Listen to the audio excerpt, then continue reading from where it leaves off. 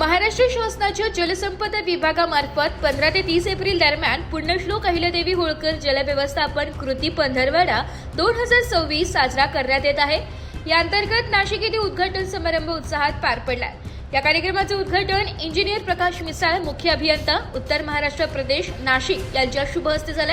यावेळी प्रमुख उपस्थिती म्हणून मुख्य अभियंता इंजिनियर सुदर्शन पगार उपस्थित होते। तसेच कार्यक्रमाचे प्रमुख मार्गदर्शक म्हणून इंजिनियर राजेश गोवर्धने, अधीक्षक अभियंता व प्रशासक लाभ क्षेत्र विकास प्राधिकरण नाशिक यांनी मार्गदर्शन केले।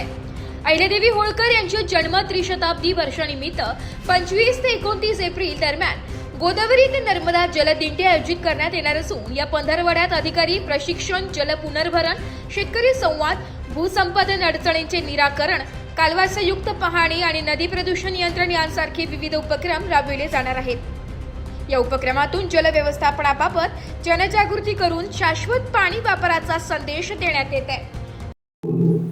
सर्वसामान्य पर्यंत पाण्याचं महत्त्व, त्या पाण्याचं आपल्या भविष्याबरोबर कसं आपली संस्कृती असेल किंवा आपला समाजव्यवस्था असेल ती जोडली गेलेली आहे, हे लोकांपर्यंत पोहोचवण्यासाठीचा हा 15 दिवसाचा कार्यक्रम खऱ्या अर्थाने एक वेगळा आपण गेल्या वर्षभरापासून साजरा करत आहोत।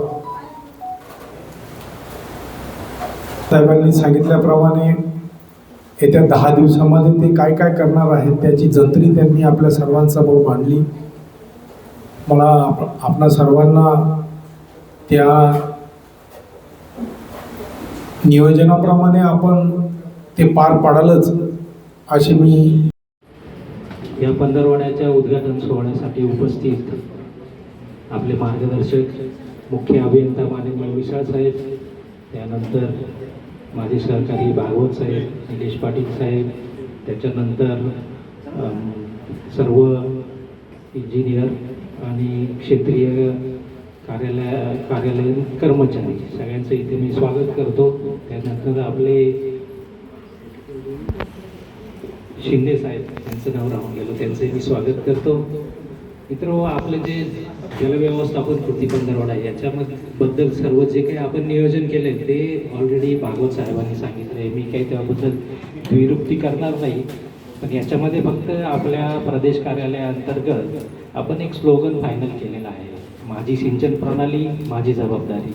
त्याच्यामध्ये धरण, कालवा, वितरिका, नद्या हे सर्व सिंचन प्रणालीमध्ये हे सर्वच त्याच्यामध्ये इन्क्लूड होतो। याची सगळ्यांची काळजी घेण्याची जशी आपली जबाबदारी आहे तशीच सर्व जे शेतकरी आहे किंवा आपले सिंचन किंवा बिगर सिंचन ग्राहक यांची पण जबाबदारी आहे। हा संदेश सगळ्यांपर्यंत जाणं गरजेचं आहे आणि प्रत्येक दिवसाला काय काय कार्यक्रम घेणं हे शासनाने फायनल केलेलं आहे। त्या अनुषंगाने आपण नियोजन पण केलेलं आहे। तर हा संदेश माझी सिंचन प्रणाली ही माझी जबाबदारी हा स्लोगन सगळ्यांपर्यंत जाणे गरजेचं आहे।